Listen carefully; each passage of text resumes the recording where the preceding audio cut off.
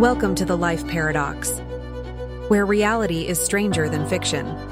Dr. Eleanor Hayes rushed down the pediatric ward's hallway, her white coat flapping behind her like wings. 3-year-old Lily Parker's condition had deteriorated overnight, and Eleanor's pager had jolted her from a much-needed coffee break. 18 hours into her shift, exhaustion clouded her mind, but the urgency in Nurse Martinez's voice had cleared it instantly. Temperatures spiked to 104. Rash spreading. Parents are frantic, Martinez had said. Eleanor quickened her pace. Lily had been admitted 2 days ago with what appeared to be a severe case of pneumonia, but the antibiotics weren't working as expected. Something was missing from the diagnosis, and Eleanor couldn't shake the feeling that time was running out. Outside, room 212, Eleanor paused to sanitize her hands. Through the window, she could see a small figure drowning in hospital bedding, auburn curls splayed across the pillow. A woman, presumably Lily's mother, sat beside the bed, clutching a small stuffed elephant to her chest. Every paradox begins with a question. If you love unraveling life's biggest mysteries, hit subscribe and join the Life Paradox, where every story bends reality. Eleanor entered with a practiced smile, the kind meant to reassure without promising too much. Mrs. Parker? I'm Dr. Hayes. I understand Lily's had a rough night. The woman looked up, eyes red-rimmed and swollen. She was better yesterday afternoon. Then everything just crashed. They said you're the infectious disease specialist? That's right. Eleanor moved to Lily's bedside, her trained eyes cataloging. Symptoms. The rash had indeed spread. Angry red blotches now covered the child's arms and crept up her neck. Lily's breathing was labored, each inhale a struggle that made Eleanor's own chest tighten in sympathy. Has she been exposed to anything unusual recently? Any trips, new foods, pets? Mrs. Parker, Hannah, according to the chart, shook her head. Nothing. We're boring people, honestly. Work, daycare, home. Eleanor frowned, checking Lily's lymph nodes. Swollen. She pulled out her stethoscope. Lily, sweetie, I'm going to listen to your heart, okay? The child's eyes fluttered open, glazed with fever. Hurts, she whispered. I know, brave girl. We're going to figure this out. Eleanor listened carefully, noting the slight murmur that hadn't been documented in previous exams. The door behind her opened. Sorry I'm late. Traffic was a nightmare. Eleanor froze. That voice. Deep, slightly rough around the edges, with the faintest trace of a southern accent she'd tried so hard to forget. A voice that had once whispered promises against her skin, promises that had shattered like glass 8 years ago. She turned slowly, praying she was wrong, that her exhausted mind was playing tricks. But standing in the doorway, looking just as stunned as she felt, was Michael Parker. The man who had walked out of her life without a backward glance. The man whose wedding ring now gleamed on his left hand. The father of her patient. Elle? He whispered, the old nickname landing like a physical blow. Hannah Parker looked between them, confusion dawning on her face. You two know each other? Eleanor's world tilted dangerously. In all her years of medicine, through every crisis and emergency, she had never frozen. Until now. Because Michael Parker wasn't just her ex. He was the man who had left her standing alone in a restaurant 8 years ago, clutching the positive pregnancy test she'd planned to show him that night. We've met, Eleanor managed, her professional mask slipping into place with practiced ease, though her heart hammered against her ribs. She returned her attention to Lily, forcing herself to focus on the tiny, labored breaths. The child was what mattered now, not the past, not the shock vibrating through her system at the sight of Michael. Michael remained frozen in the doorway, his face a canvas of conflicting emotions. Eleanor, he said, abandoning the nickname, I didn't know you were practicing here. 5 years now. She kept her voice clinical, detached. Mr. Parker, I need to ask you some medical history questions about Lily. Has she experienced any unusual symptoms before this illness? Unexplained fevers, fatigue, bruising? Hannah rose from her chair, maternal instinct overriding the awkwardness filling the room. She had that strange rash last month, remember? The pediatrician said it was just a reaction to the new laundry detergent. Eleanor nodded, making notes on Lily's chart, hyper-aware of Michael's presence as he finally moved into the room. He stood at the foot of the bed, as far from Eleanor as the small space allowed. "She's been more tired lately," Michael offered, his voice strained. "We thought it was just growth spurts." Eleanor glanced up, momentarily meeting his eyes, still that impossible shade of green that had once made her forget her own name. A memory surfaced, Michael laughing as they ran through summer rain, pulling her under an awning and kissing water droplets from her face. She pushed it away violently. "Any family history of autoimmune disorders? Rare blood conditions?" she directed, the question to both parents, but her eyes remained fixed on Lily's chart. "Not on my side," Hannah replied. Michael hesitated. "My cousin was diagnosed with lupus last year." Eleanor's head snapped up. "You never mentioned that before." The words hung between them, laden with unspoken meaning. Before. When they had shared everything, or so she'd thought. It was after. Michael trailed off, glancing at his wife. Hannah's gaze darted between them, questions gathering in her expression. "How exactly do you two know each other?" Eleanor's pager buzzed, a merciful interruption. She checked it quickly. "I need to order some additional tests for Lily right away. The next few hours are critical." She turned to Hannah, deliberately excluding Michael from her focus. "Mrs. Parker, I'm worried about an atypical inflammatory response. Has Lily had any international travel in the past 6 months?" Hannah shook her head, her concern for her daughter momentarily overriding her curiosity about Eleanor's connection to her husband. "Nothing. The furthest we've been is to visit my parents in Ohio." Eleanor nodded, processing. "I'd like to start her on a broader spectrum antibiotic and anti-inflammatory medication. I'm also ordering tests for several rare conditions that might explain her symptoms." As Eleanor moved toward the door, Michael stepped forward. Dr. Hayes, will she be okay?" The naked fear in his voice, the parental terror she'd seen countless times but never expected to hear from him, stopped her short. She turned back, facing him fully for the first time. "I'm going to do everything I can," she said softly. It was all she could offer, both as a doctor and as the woman who had once loved him beyond reason. As Eleanor stepped into the hallway, she pressed her back against the wall, allowing herself 3 deep breaths. Just 3. Then she straightened her coat, squared her shoulders, and headed for the nurse's station to order Lily's tests, leaving behind the ghost of what might have been and focusing instead on the life she needed to save, regardless of whose child Lily might be. Eleanor stared at the test results on her computer screen, the numbers swimming before her exhausted eyes. She'd been at the hospital for 26 hours straight now, catching moments of rest in the on-call room between checking on Lily and her other patients. The caffeine from her 4th coffee had long since faded, leaving behind only jittery hands and a headache pressing against her temples. But the results were clear, and they confirmed her suspicions. Lily had Kawasaki disease, NG, uncommon inflammatory condition that, if left untreated, could damage the heart. The murmur Eleanor had detected was likely already the beginning of coronary artery inflammation.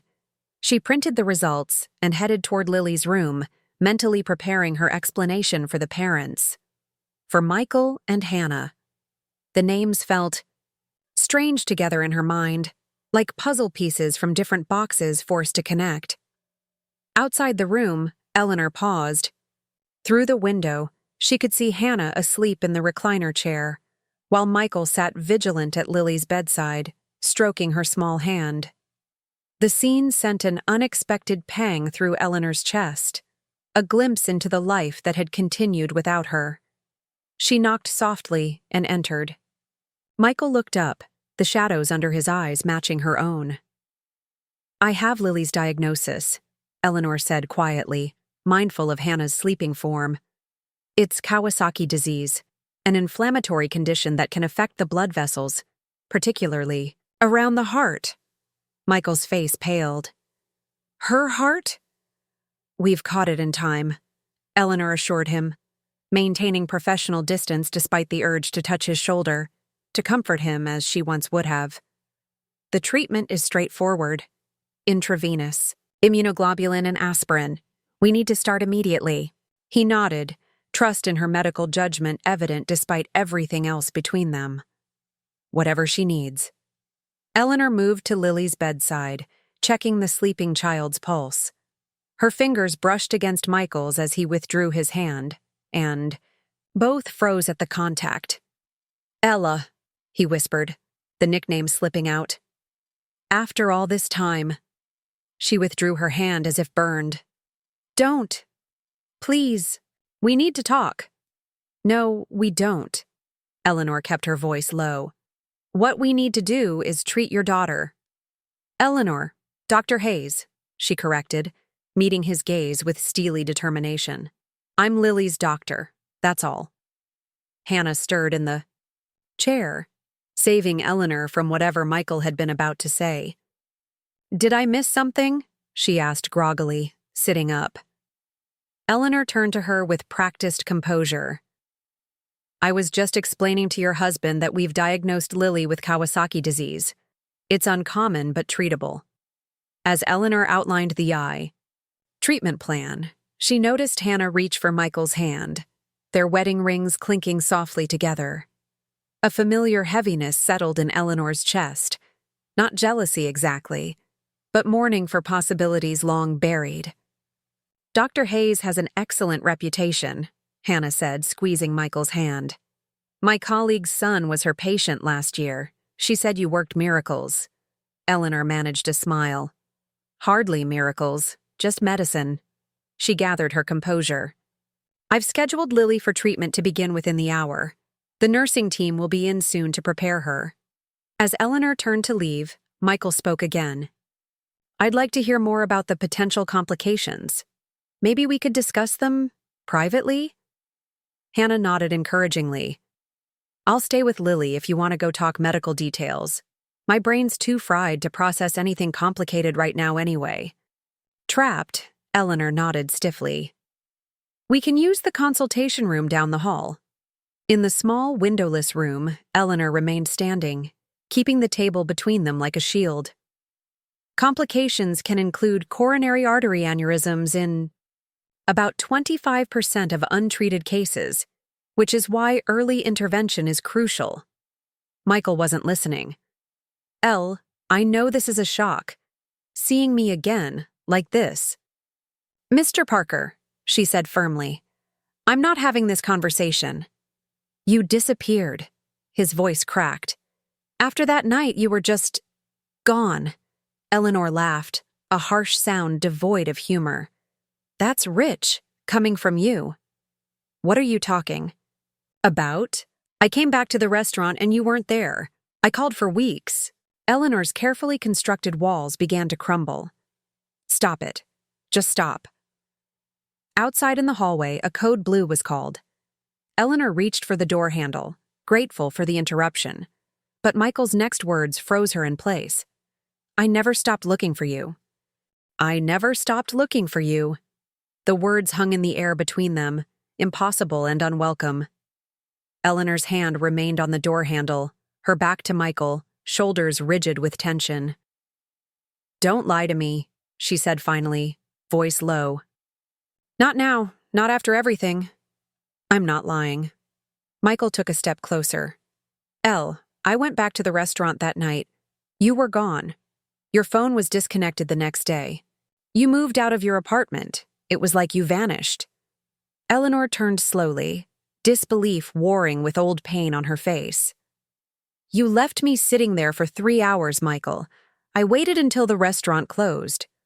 Confusion crossed his features. That's not possible. I got called into emergency surgery, that multi-car pileup on the interstate. I called the restaurant, told them to let you know I'd be late. No one told me anything. Eleanor's mind raced, reconstructing that night 8 years ago. The waiting, checking her phone every few minutes, the pitying looks from the waitstaff, the humiliation building with each passing hour. I came back around 11, Michael continued, his voice urgent with the need to make her understand. The manager said you'd left just minutes before. I called, texted. When I went to your apartment the next day, your neighbor said you'd moved out that morning. Eleanor shook her head, memories colliding with this new version of events. She had left that night, heart shattered, convinced Michael had stood her up after discovering the pregnancy test in her purse when she'd stepped away to the restroom. She'd found it moved, clearly examined. The next morning, she'd accepted the job offer in Boston she'd been considering, needing to escape everything that reminded her of him. This doesn't make sense, she whispered.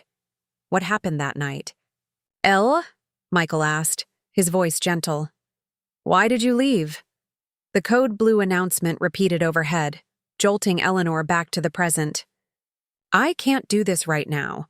I have patients who need me. This isn't just about us anymore. Michael gestured toward the hallway, toward Lily's room. She's my daughter. Our situations are connected now, whether we like it or not. Eleanor swallowed, hard. Lily is my patient. That's the only connection that matters right now. Ella, my name, she said firmly, is Dr. Hayes, and right now, Dr. Hayes needs to check on that code blue. She pulled open the door. We'll continue the discussion about Lily's treatment plan later, with your wife present. She escaped into the hallway, the fluorescent light suddenly too bright, the air too thin. The code blue was 3 floors up, not her patient, not her department.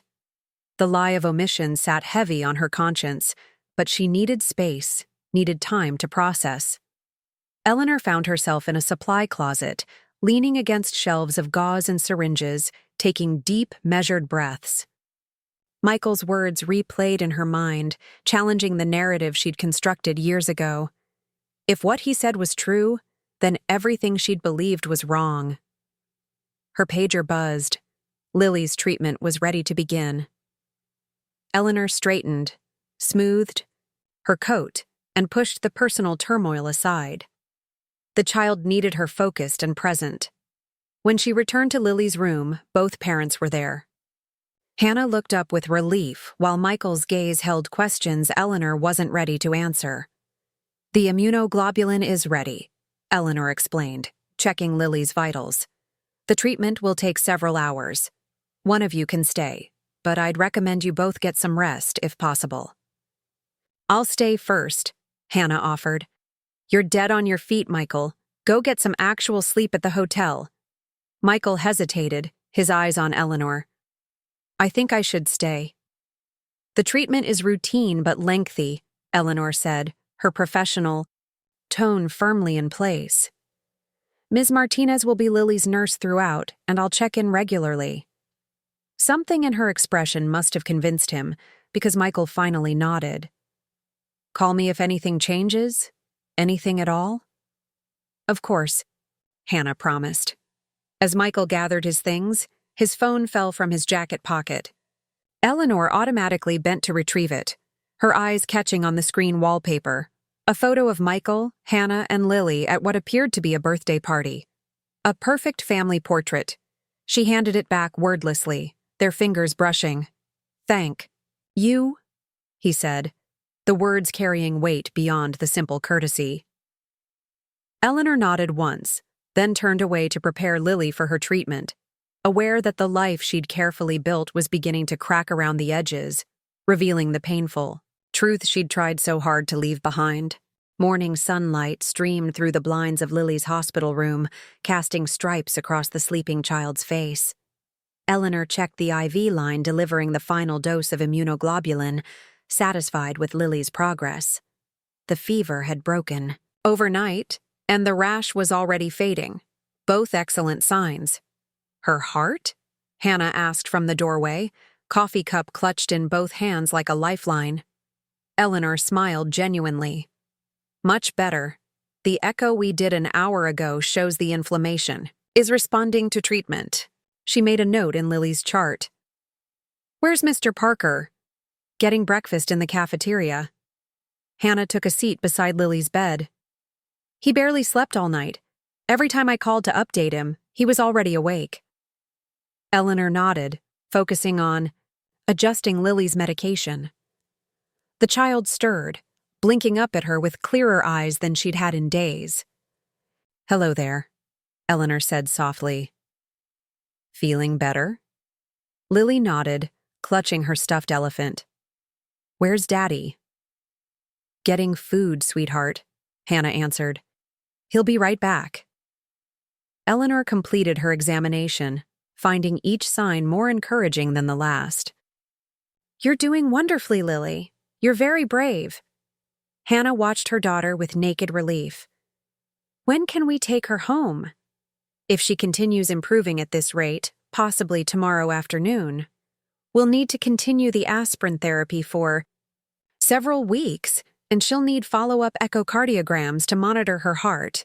But the worst is behind us. Hannah's eyes filled with tears. Thank you. I don't know what we would have done if... That's why I'm here, Eleanor said gently, touching Hannah's shoulder in reassurance. The door opened, and Michael entered with a paper bag and tray of coffee cups. He stopped short at the tableau before him.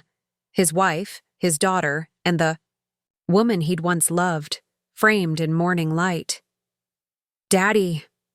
Lily's face lit up. Michael's expression softened immediately as he set down the food and moved to kiss his daughter's forehead. Hey, princess. You look so much better. Eleanor stepped back, creating distance. Lily's responding well to treatment. I was just telling your wife she might be discharged tomorrow. That's wonderful news. Michael's relief was palpable, his smile genuine. He held out one of the coffee cups. I brought you coffee. Black with 1 sugar, if you still take it that way. The simple fact that he remembered how she took her coffee, that after 8 years he still knew this small detail about her, felt like a punch to the gut.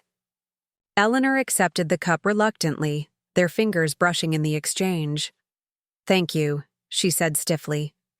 Hannah looked between them, a question forming on her lips, but before she could speak, Eleanor's pager buzzed. Excuse me, Eleanor said, grateful for the interruption. I need to check on another patient. I'll be back this afternoon to reassess Lily for discharge planning. In the hallway, Eleanor checked her pager. A routine notification, nothing urgent. She leaned against the wall nonetheless, using the moment to compose herself. This case was nearly over. Soon the Parkers would take their daughter home, and Eleanor could return to her carefully ordered life. A life that suddenly felt hollow in ways she hadn't allowed herself to acknowledge for years. Her phone vibrated, with a text message from Dr. Wilson, the chief of pediatrics. Need to discuss Parker case. My office, noon. Eleanor frowned. Wilson rarely involved himself in individual cases unless there was a problem. Had she missed something in Lily's treatment? Was there a complication the tests hadn't revealed? At noon, Eleanor knocked on Wilson's door, anxiety coiling in her stomach. Come in, Hayes, Wilson called. She entered to find not only Wilson, but also the hospital's legal counsel, Patricia Reeves, waiting for her. Please sit, Wilson gestured to the empty chair.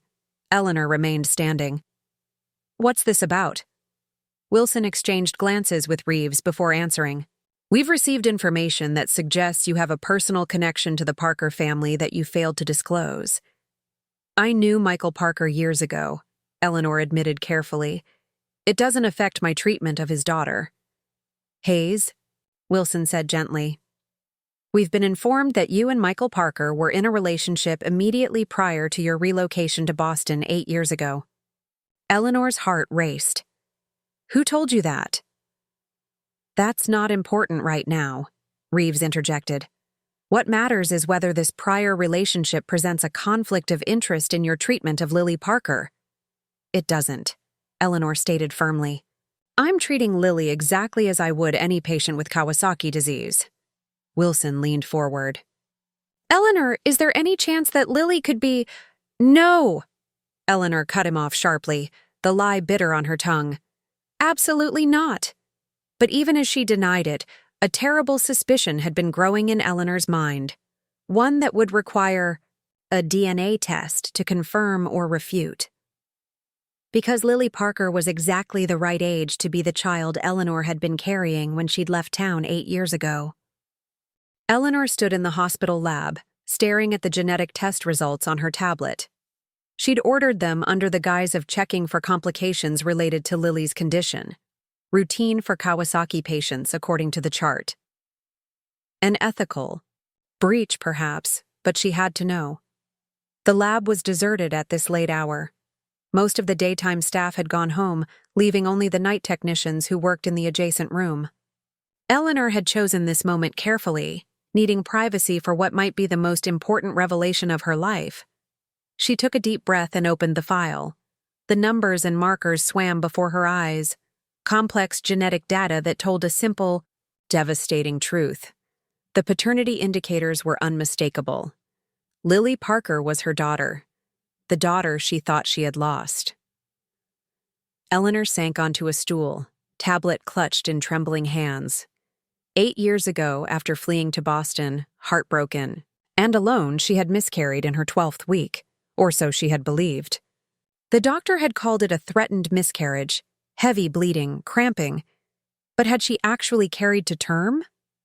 The memory was a fog of grief and medication, of signing papers in a haze of emotional devastation. Had someone lied to her? Had she been too distraught to understand what was happening? Or was this all some impossible coincidence? The door to the lab swung open. Eleanor quickly closed the file, but not before Michael stepped in, catching sight of the screen. Elle? He questioned, voice low. What are you doing here so late? She stood abruptly. Just checking some results for Lily. She's responding well to treatment. Michael didn't move from the doorway.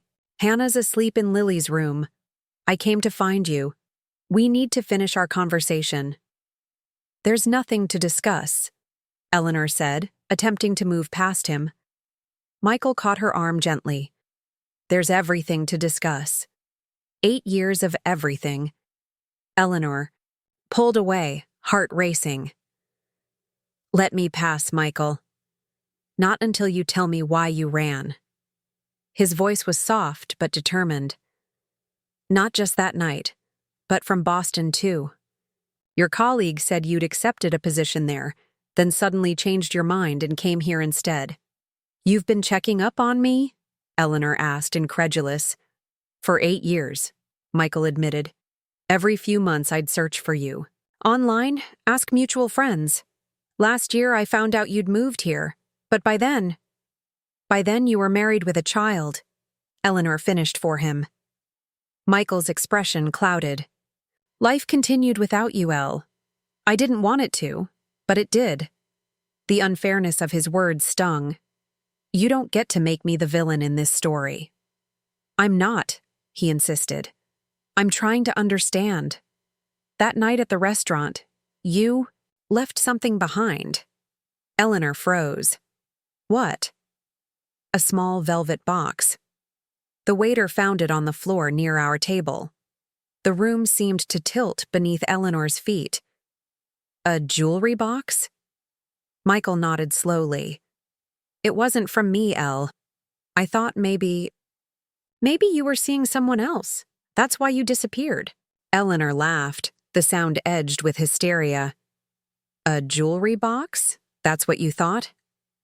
Michael, I left a pregnancy test in my purse. A positive pregnancy test. When I came back from the restroom, it had been moved. I thought you'd seen it. Freaked out and left me there. Michael's face drained of color. A pregnancy test? Elle, I never saw any test. I swear to you. They stared at each other across the lab. 8 years of misunderstanding stretching between them like a chasm.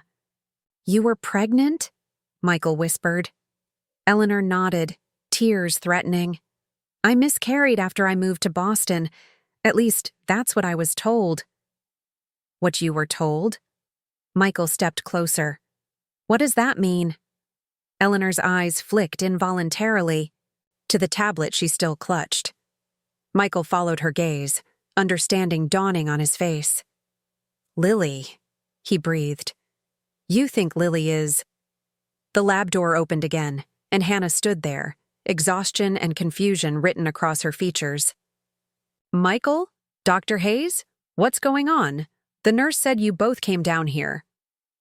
Eleanor and Michael turned to her in unison, their secrets hanging in the air between them. "Hannah," Michael began uncertainly. But Eleanor cut him off, professionalism asserting itself through the chaos of her emotions. "I was just showing your husband Lily's latest results. The treatment is working exactly as we'd hoped." Hannah looked relieved but suspicious, clearly sensing the tension in the room. "That's wonderful news.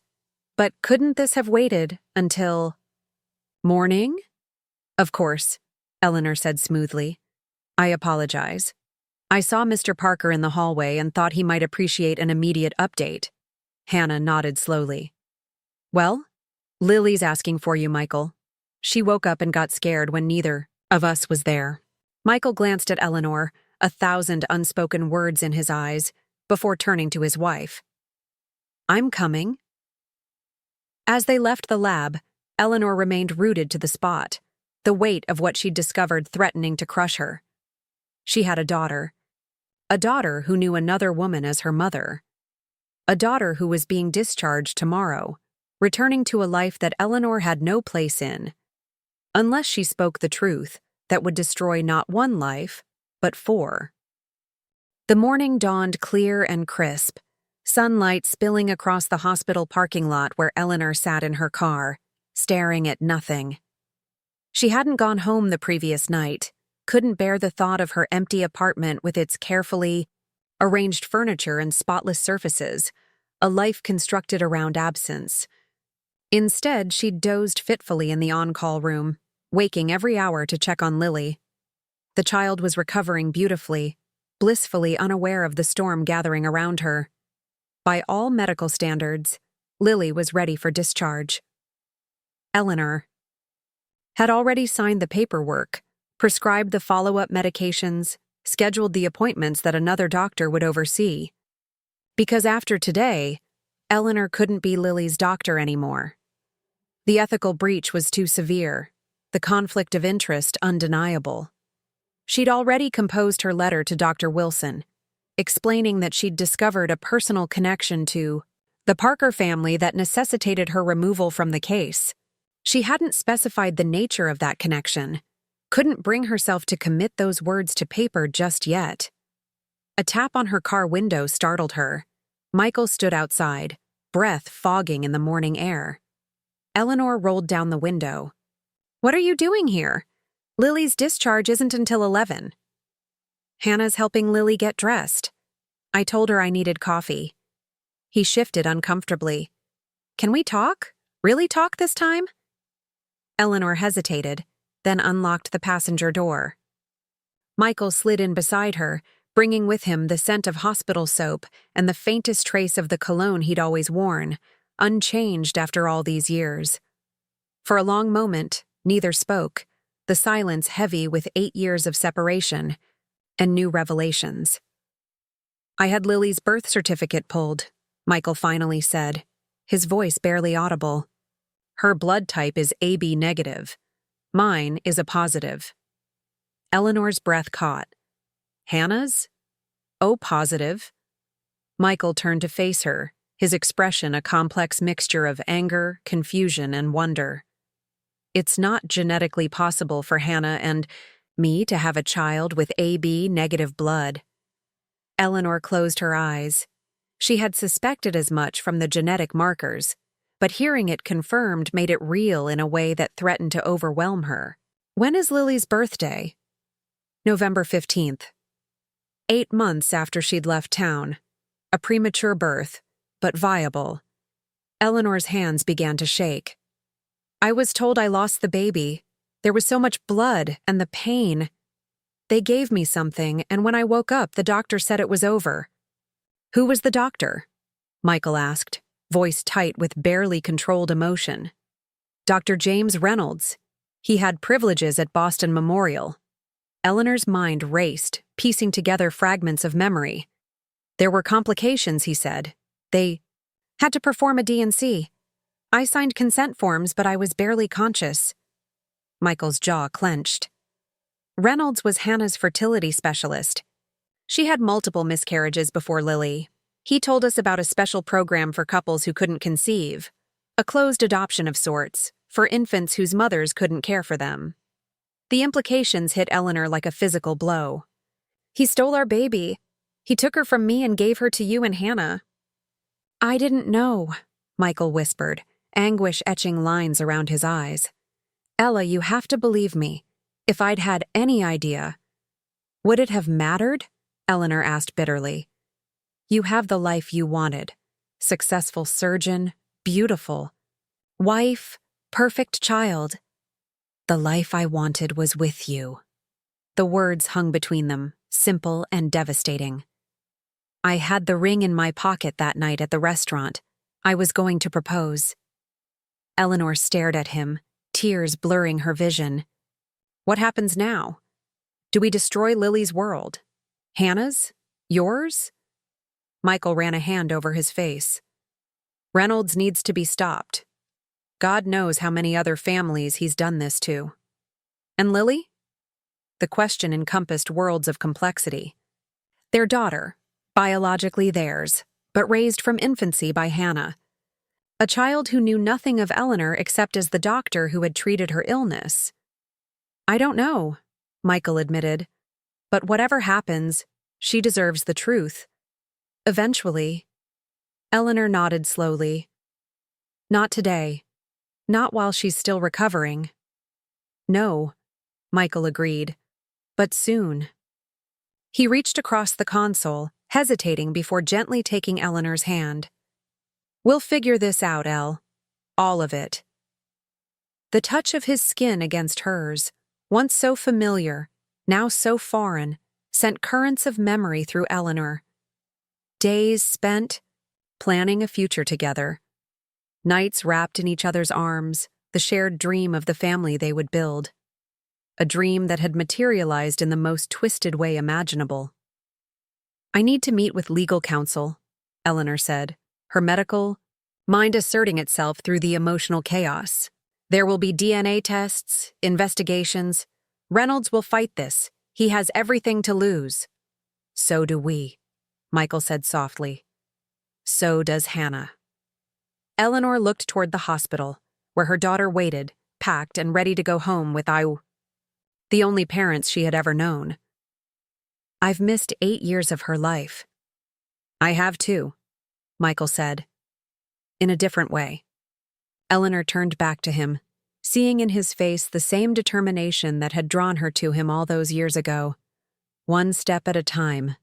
Michael nodded, squeezing her hand once before releasing it. I should get back. They'll be wondering where I am. Go, Eleanor said. Take care of our daughter. We'll talk soon.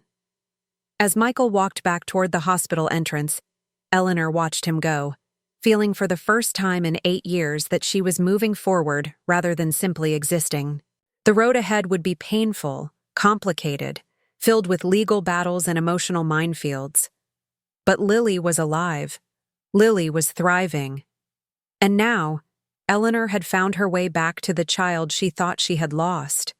The daughter who had been there all along, waiting to be discovered. Sometimes the greatest paradox of all was how the heart could break and heal in the very same moment.